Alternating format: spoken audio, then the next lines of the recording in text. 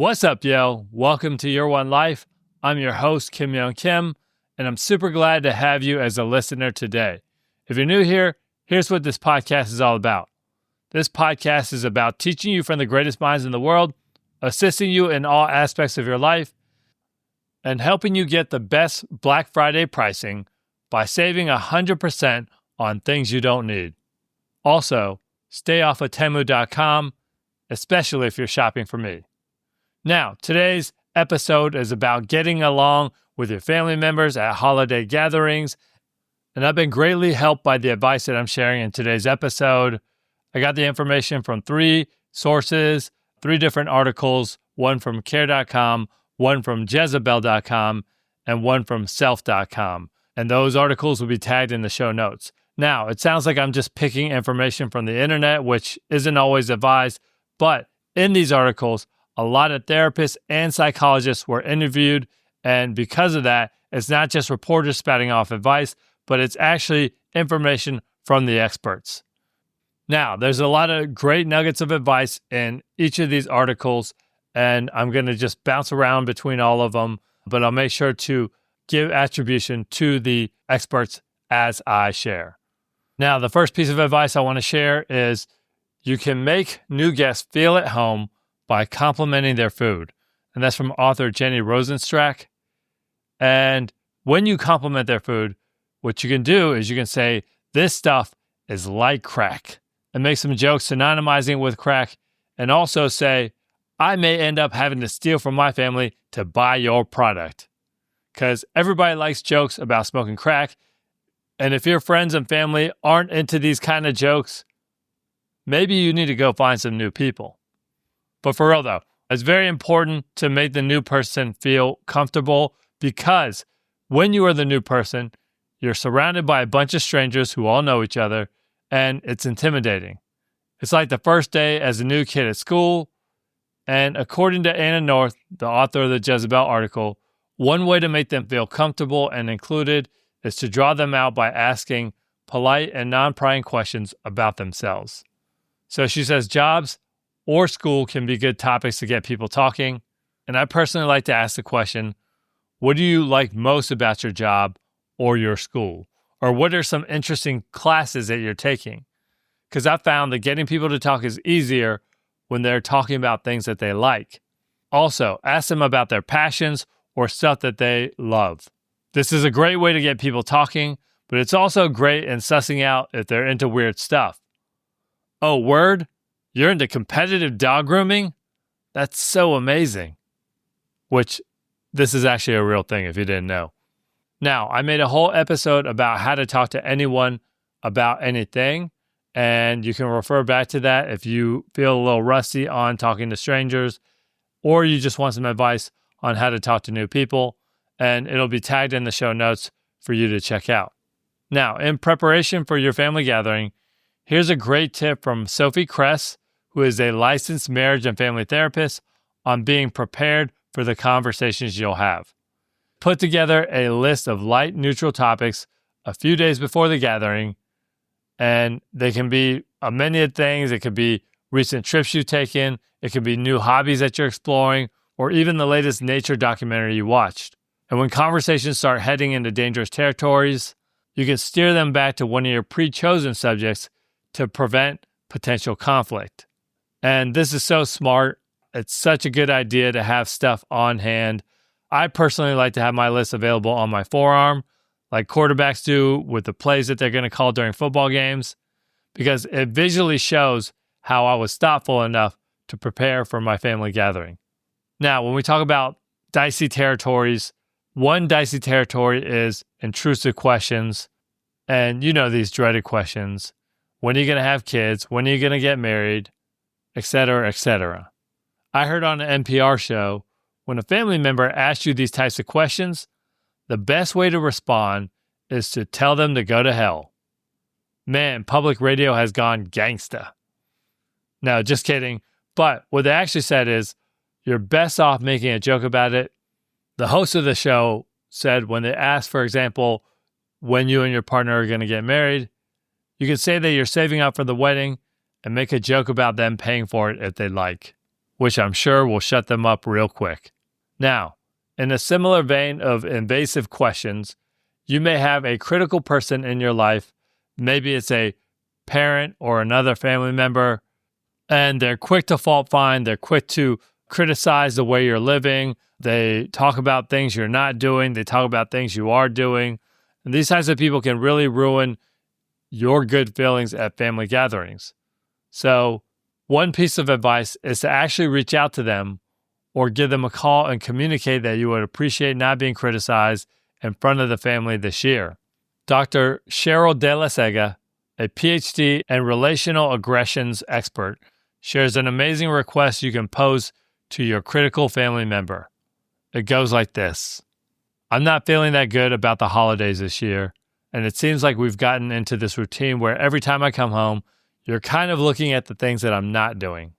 Maybe this year you could focus on what I am doing, or just not even focus on me at all, because it's really a time when I'm wanting to be with people who love me and wanting to be in a nurturing, positive environment. Dang, that's good. It's so good that I'm going to drop it in the show notes. And it's good because it's a very mature request and one that any reasonable person is going to have a hard time saying no to. Now, if the critical person is an in-law, Dr. De La Sega says maybe having your partner talk to them or one of their siblings who would go to bat for you.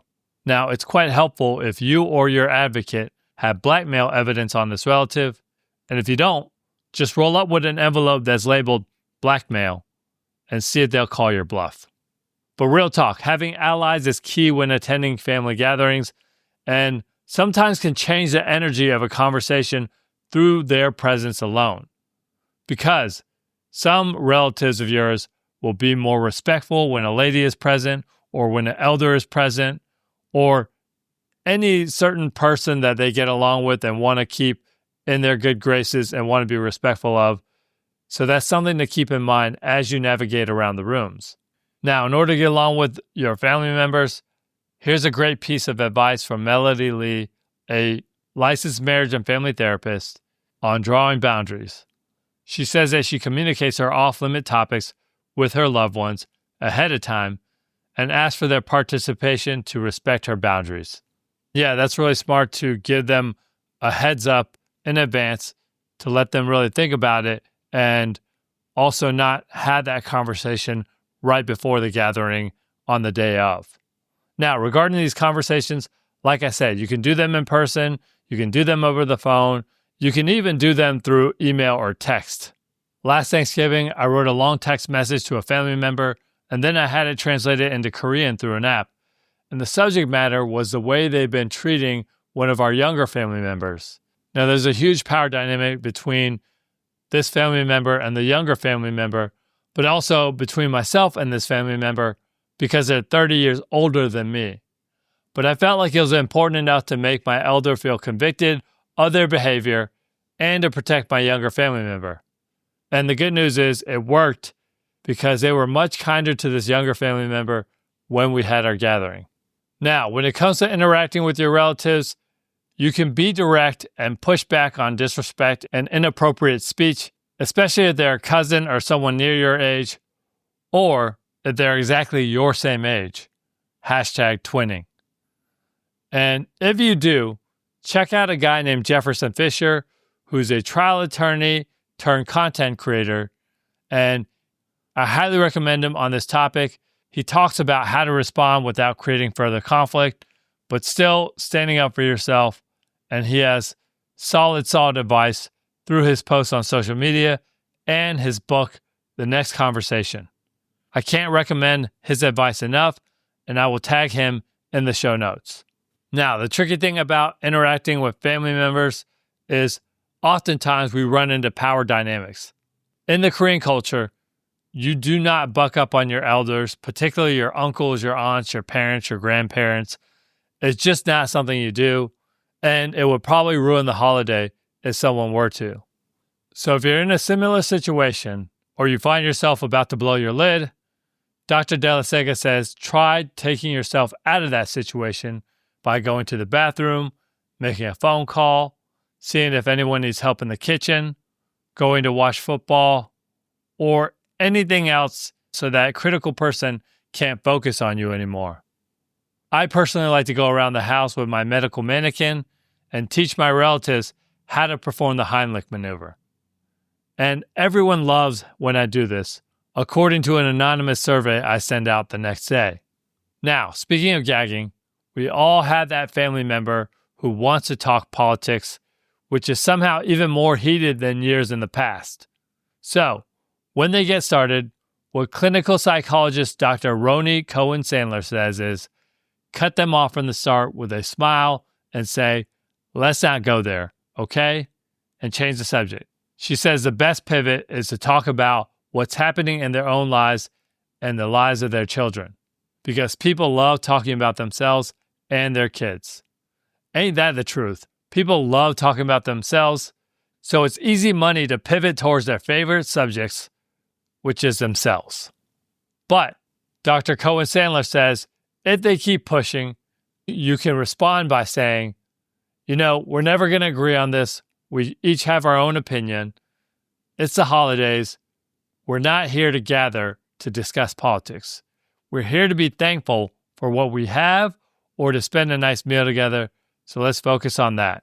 And I read this article before I went to Thanksgiving dinner a few years ago, and it was super helpful. The host of Thanksgiving that year is someone I love significantly. Her family, they are good people. And she likes to talk politics sometimes. And that year, she absolutely did, just like she did the previous year. And my response to her was, look, I don't like talking politics during family gatherings. But then she kept pushing the issue. And I said, hey, you know what?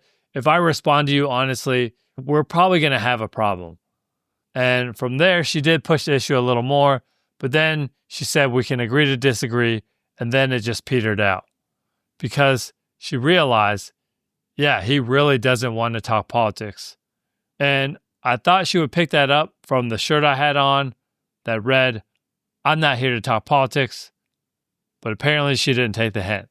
Now, let's say they keep trying to push the issue and keep talking. Let's say Uncle Bob keeps pushing forward and won't let the argument die. Dr. De La Sega advises, let them continue, but don't respond. Talk about something else as a group, and eventually, just shut them down in that way. Oof! This is the cold-blooded energy I'm all about. Turn Uncle Bob into Silent Bob. Now, in order to have a good holiday gathering, one thing Dr. Roni Cohen-Sandler says is to expect that things won't go perfectly, but to focus on what you can control. And have an intention for the gathering, such as spending time talking to your favorite aunt or playing with your nieces and nephews. Now, my goal when I go to holiday gatherings is to create content. That's why I wear a wire, to secretly record all the conversations I'm having, because podcasting is all about authentic conversations, and I get those in spades when I'm undercover. Now, real talk. I find this advice super helpful because it gives you a meaningful goal to aim towards, and that's what we need in all times to get through things that are possibly unpleasant. One thing that might make your holidays enjoyable is to create emotional space. Psychologist Diane Dreher says you can plan your trip to create boundaries and combat negative feelings that come up with being in your parents' house by staying at a nearby hotel. That way you can come and go without feeling trapped. And feeling trapped is the worst feeling, honestly. The feeling that you want to leave, but you're not able to. That's why I don't carpool to family gatherings anymore if I can help it. Now, one other thing she says is, if particular relatives get on your nerves, try to arrange meetings with them in larger groups instead of individually, or sit far away from them at the table. If it's a small table, you can bring a lifeguard chair to the gathering, so it's difficult for people to converse with you because you're way above them. #strategery. Now, if all else fails, Joy Britt, who is a licensed clinical social worker, says this: just skip the gathering. And the way she does this is she takes a vacation during the holidays. If you can't afford a vacation, you can go and volunteer to feed the homeless, or you can even get arrested. Who knows? Your cellmates might be way easier to be around than your family. and I've heard the push-up contest in the holding cells can be quite entertaining. Now, at the end of the day, the key thing to remember is this is just 1 or 2 days of 365 in a calendar year, and dealing with difficult family dynamics is a part of life. But it's also an opportunity for you to practice becoming a better version of yourself. So whatever you do during the holidays, please keep this in mind. And if you celebrate, have a happy Thanksgiving. All right, so that's all I got for this episode. I hope you enjoyed it, and I hope you got a lot out of it. If you're new here, don't forget to hit the follow button so you don't miss future episodes. And if you enjoy this episode, please send it to someone who needs to hear this message, including possibly one of your family members. All right, so that's all I got for now.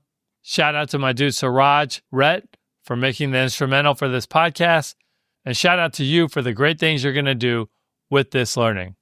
This is Your One Life. I'm Kim Young Kim.